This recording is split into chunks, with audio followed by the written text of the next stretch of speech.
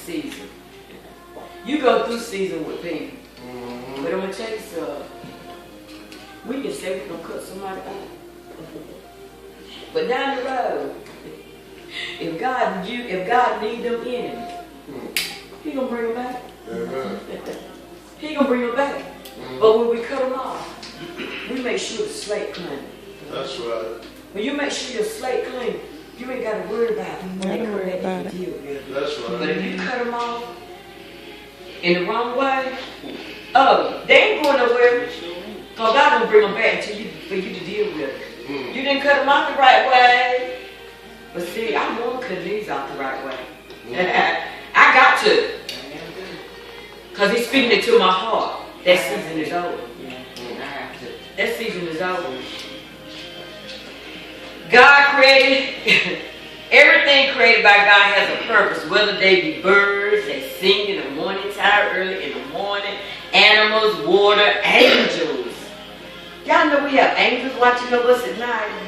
We have angels everywhere we go.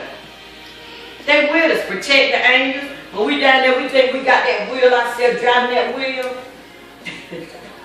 Little do we know, all the accidents that could have happened. All the accidents. Could have been dead. We could have been dead a long time ago. Only human beings can destroy. Here I go. I just told y'all this. Only human beings can destroy or hinder God's purpose on earth. Human beings. He gave man willpower, the power and freedom to choose freedom. That's in Genesis 23 and 22 through 24. And the point about God made everything, y'all know this in Genesis 2. Genesis 1 and 28. And the power that He gave to destroy and hinder God's purpose, that's in Genesis 3:22 through 24. Without man, God's purpose on earth is greatly limited. God's purpose on earth is greatly limited. Genesis 2:15, Ephesians 4:11 through 12. And I was reading something this morning too, and it was talking about how important Bible study and Sunday school is. This is where you get your teaching from. This is where you get your understanding from. This is where your growth come in at, because when the worship service comes, you ain't got time to be asking a whole lot of questions. Because the pastor ain't going to have time to be stopping and answer no questions for you. That's the time for you to be sitting right in the seat. People who knew their purpose in the kingdom. Here are some Bible characters who discovered the specific purpose for their lives. Joseph, Moses, Samuel, Esther, Jeremiah, good morning, Ezekiel, John 19. It is extremely important that you discover the reason why God has placed you on this earth and fulfill that purpose. That's in that book too. Every time I read something, see the Holy Spirit bring back my remembrance because I read the book. It would be unfortunate to come to the end of your life only to find out that you have wasted it by majoring on things other than God's purpose. Did y'all read that? Come to the end of your life, all these many years. All these many years here on earth, still don't know what your purpose is. Still don't know what your purpose is. I'm seeking God right now, even more. Show me other things I can do, God, that would be pleasing to you. Show me, Lord, what I can do. Help other people. To do for other people. To help other people come out of bondage. Show me. I'm telling y'all, renew mind. Renew mind. That's right. Seek Him today to reveal His plan and purpose for your life. Why is it important to know God's purpose for your life? What happens to anything that has no purpose?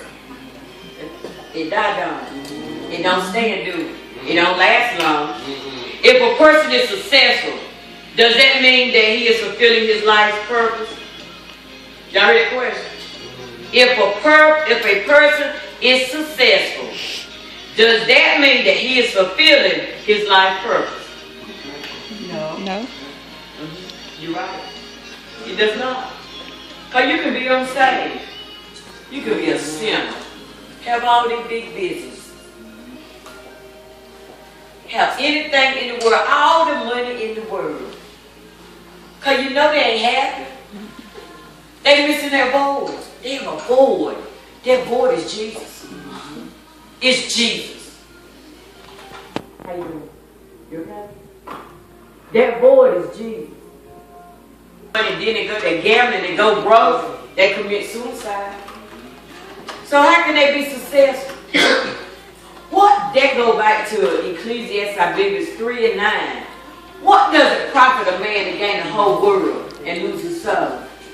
What you gonna be out here working all this long time and lose your soul? It's crazy to me. It's crazy. Listen at this. God has a plan for each of us. Before I formed you in the womb, I knew you. This is Jeremiah 1 and 5. Before I formed you in the womb, I knew you. Before you were born, I set you apart. See, God had already ordained for us to be set apart. He had already ordained for us to be set apart. I appointed you as a prophet to the nation.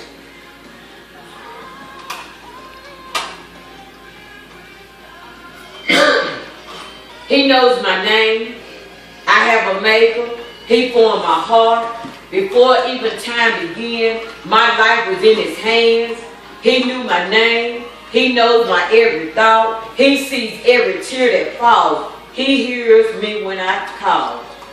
Do you hear everybody? No. Do God hear everybody when they call? No. What keeps God from hearing you? Sin. Jeremiah heard God and he understood what God wanted him to do. But he was afraid. He answered God and said, "Oh Lord, I can't be your prophet."